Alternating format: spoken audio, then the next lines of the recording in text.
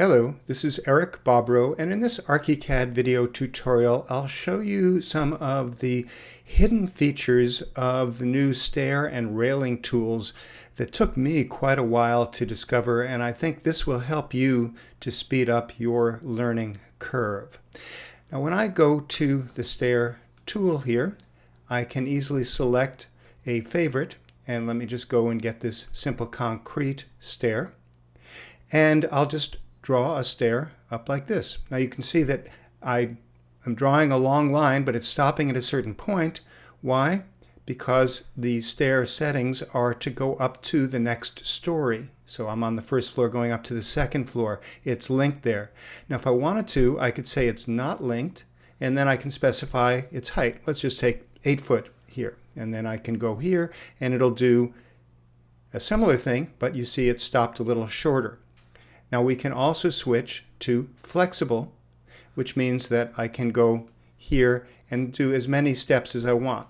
Now I'll just do a short little stair here. We'll take a look in 3D and see what they've got. Now I'm going to demonstrate some things with the railing tool, and I'll use this short little stair here because it'll be easier to see some of the details than when the beginning and end are separated. Let me go back to the floor plan and we'll go to the railing tool. Now with the railing tool, again, I can select a favorite. I'll take this simple balustrade one, and I'll just zoom in here and say that I want to place it on the stair. Now to make it associative so that it actually is linked to the stair and moves or stretches with the stair, then I need to go to one of the endpoints. You notice that it doesn't highlight here or along the edge. It does it when I'm on the endpoint. So when I click here, it's going to be associated. And I can go up to here and click, but you notice that the line is outside there. In other words, my heavy line is along the edge, but the thinner line is outside the stair. That's because of the reference line. So I probably want to change it so that it's going the other direction, and now the railing will be here. Now it's waiting to see if I'm going to do another point, and I'm just going to click again here saying, no, that's it. I just have those 2 points. Now we'll take a look in 3D here and see what we've got with this baluster. Now, one of the things that took me a while to figure out is how to get this post from where it is, which is centered on the end of the step, to either being inside the step or down below on the landing, depending on what we needed, and the same thing at the top. I looked at the railing settings, and there's nothing here globally that says anything about where the posts are. And I went and opened the railing settings here, and likewise I looked through every single thing here, including the posts, and didn't see anything that allowed me to set this up. Now the ending node offset is something that we can do here. This will actually affect probably both front and back nodes. Let me say 2 inches, and you can see how this moved it in here and this moved it up there. Now to have more control, we can go and edit this using the edit button here, and then we can select this node versus that node, so we're not modifying both of them at the same time perhaps. But in order to do that, I need to turn on segments and nodes, because when I click here, I'm selecting the post, and there's no settings for the offset. There's no settings here for the offset, only the type of post I have. So in order to change the placement of it, I have to select the node, which means I have to turn this on. So segments and nodes, when I turn that on, you can see what it's done here. And you can see this little vertical line that is the node. So now I can say that I want to offset this, say 2 inches, and it's only going to affect the bottom one. You can see how that's moved up. Now if I did want to affect the top one here, then I can select the node here. Now it turns out I can select it through the post, but sometimes it's a little awkward.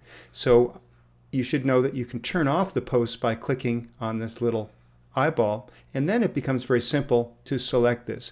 And let's say that I set this up 2 inches.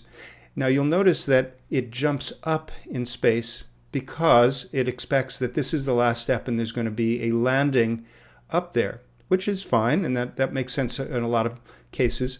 Let's just exit this And let's just see what controls that on the stairs, because sometimes I found that it worked one way and sometimes it worked a different way and it wasn't necessarily easy.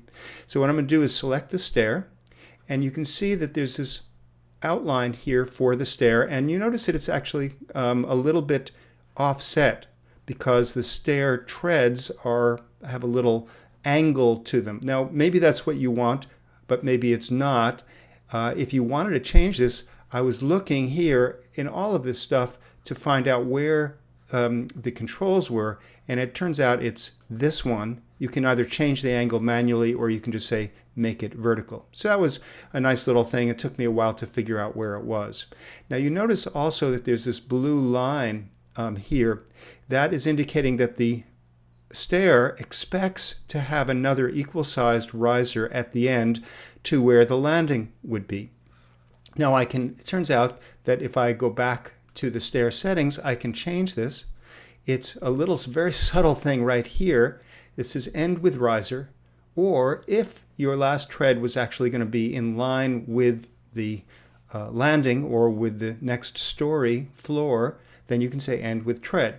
And sometimes, of course, that's appropriate. And you can also change the beginning, how you're going to do it. But let's just change only this and see what happens. When I say OK, you notice that, ooh, look at what happened. It now has slid this over. You can see that it ends here, and there's now two posts. Okay, now this is maybe not bad, and I could perhaps offset this here if I edit the railing. But sometimes you may want to actually remove this and just have it go up and across. So let's just see how we would do that. I'll say edit here, and I can select this post.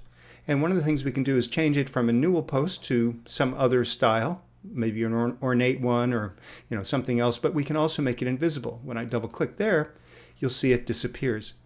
But it's actually linked to the first one. So this is something that took me a long time to figure out, is why was this linked to the first one, and was there any other way that you could control this one separate from that one? So what I'm going to do is I'm going to undo that here, and we'll exit the edit mode, and let's see how we can fix this. So I'm going to go back to the floor plan and select the stair. Now when you select the stair, just somewhere in the middle, you see this blue line. That blue line is the reference line for the stair, and the stair has a certain height and its width. The width is measured from that line over. Now if we click on the other side here, we can see that this is actually selecting the two edges, which are the boundaries of the stair. And for example, if I wanted to, I could take this edge and reposition it, and now the stair is going to have a wider base just going on an angle. And let's just take a look at that in 3D. You can see how it's changed. So that's very flexible. It's nice. Let me just undo that. We can also go here and say that I want to go to the edge and maybe add a point here and then take this one and extend it out. And so we can have a more complex shape like this. So there's all sorts of controls here. Well, you don't actually, if you add this node here, you don't actually have to bump it out to do that. We could, for example, take this and add a node right here at the edge of the step. Now, why am I doing that? Because when I do that and I redraw the railing, I then can have this node point of the railing independent of the bottom one. Now, it doesn't change anything when I just add it here. I can still, if I select this and edit it, you'll see that selecting this post affects both of them. So they're still linked. But it turns out that if I go and delete this railing entirely, so I've selected the railing here, and I go back to the railing tool and pick an associative point here. Now remember, I can't get an associative point along here, but now I can get an associative point at this point where I've added a new node and one here. So now if I go to 3D, it looks much the same, but if I select this railing and edit it, now I can select this post here, for example, and change it to invisible, and it only affects that one. So that's a really, really useful thing to know, is how to separate these things out, because it will automatically create links between these. If this was a landing, an actual, maybe it was turning an L-shaped, then it would have a similar issue where it would link the base one and the one at this corner. You couldn't control them separately unless you add an extra node point or draw the stair with a node point at the landing. So I think you'll find that very, very useful for controlling things. Now, there's all sorts of controls. We can fillet this. We can do other things to adjust it. But let me show you one last thing in today's video tutorial. So let's take a look at the sample project that is included in Master Template, the Office Standard product that I created 10 years ago with architect Scott Bulmer and continue to develop to provide the most robust and efficient working environment for ArchiCAD projects. Now, Master Template includes a sample project so you can see how everything fits together in the template, and in this year's version I demonstrate a variety of things for stairs and railings to help you reverse engineer and figure out how things are going to work and help you to figure out how to develop your own stairs and railings. So for example, here on this balcony we've got a wired railing.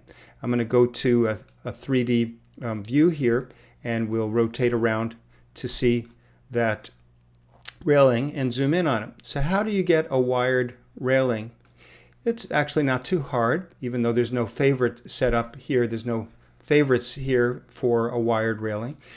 We can go into the railing tool and say that the railing has a certain overall position in space. It has a top rail. It doesn't have a handrail, but it does have a bunch of individual rails here, each one of which is at a specific height and has a specific size. They're just very, very thin, round wires. And you can keep on clicking plus to create as many of these as you need, and then just set each one at the appropriate height. Now, one of the things I struggled with was figuring out how the inner posts work. Now, the outer posts are at the corner node points, but the inner posts here are how far apart these supports are. Now, it's going to be different along the long side than the short side. I worked out originally a sort of standard spacing that at least would look okay for the sample project, but after I created this project, I realized that there was a much easier way to specify this. There was so much that I had to work through, and you'll see a couple of confusing things in the next minute or so that I hope this video will help you avoid. So for example, if I change this to 2 feet, so that now they're going to be a little closer, you can see how the preview changes. When I say OK, nothing changed here. Now, this was very confusing to me. It turns out that when you have done any customization of certain parts of a railing, you have to go in to edit in order to change it. So, for example, I can go and select this post here and then say, it says 2 feet, but let's say 3 feet. Was this going to change? See, now it adjusts. It didn't adjust before. Now, this is no longer centered here. I could go in and say, how do I make it centered? Or how do I make it a specific number of divisions rather than a distance here? Well, it's not in the post settings like I would expect. It's in the segment and node settings where I can select, for example, this segment and then go in, and instead of looking at the posts here, I go to the segment where I can say that the pattern, which determines the spacing of the posts, instead of there being a certain distance, I want to say this particular one, I want to have a certain division, 3 divisions, for example. And now it actually didn't work there. Let's see, I think I need to change this and then it'll work too. No, it didn't. Why? I think because it's associated with the whole thing here. And so if I were to change this, I think I need to select one of these. Here, this is where it gets so confusing. If I say change this to 2 divisions, I changed this one and it changed the whole darn thing. So this got so darn confusing that I was pulling my hair out, and I don't have much hair. So here's what it turns out you need to do. You need to go and hide the posts if necessary and select the node point. And the node point, you can choose whether the pattern for posts and balusters continues or it's going to be cropped. All of a sudden now here's 2 here. And what's going on here? Well, maybe we need to do it over on this side and crop it. Now there's 2, 2, 2. Oh, perfect. However, I want this particular segment to have, let's say that I want it to have 3 segments here and there. So now I can control this one separate from the others by making sure that these nodes are set up to be cropped, or for the pattern continuity to be cropped rather than, they'll show you where that is. It's this one here. It says crop segment at node rather than continuing the pattern. So that's how you would get control over this. And it turns out that, if I select the whole railing, I can't really control all of this. I have to go and turn on the segments and nodes in order to get control. So if you'd like to speed up your learning curve working with ArchiCAD stairs and railings, I invite you to join me on the new course that I'm creating called ArchiCAD Stairs and Railings. It'll be presented live over the next few weeks in 4 sessions, broadcast through GoToWebinar, and it'll be recorded and available for permanent reference and viewing any time after that point. You can get more information at bobrow.com/stairs and sign up there. Now, this course is unique in that I will be going through the principles and overview to make sure you understand how everything fits together. I'll be going through the tips and methods like you saw in this video, the hands-on things that you got to know to get it done. And I'll also be building quite a few example stairs and railings, some of which will come from submissions from course members. So if you join us live, you'll be able to submit an example stair, perhaps something that you've designed, or a railing, or something that you have a picture of that you'd love to see how we could do it. And I will, pick a bunch of those, the most interesting ones, and I'll do them either live or I'll create them and then demonstrate how everything's put together. So it's going to be a fun journey together, and it'll be a great resource for the long term for you and many other ArchiCAD users. So for more information and to sign up, go to www.bobrow.com/stairs. As always, I wish you the best with your ArchiCAD work and your journey towards mastery. This has been Eric Bobrow. Thanks for watching.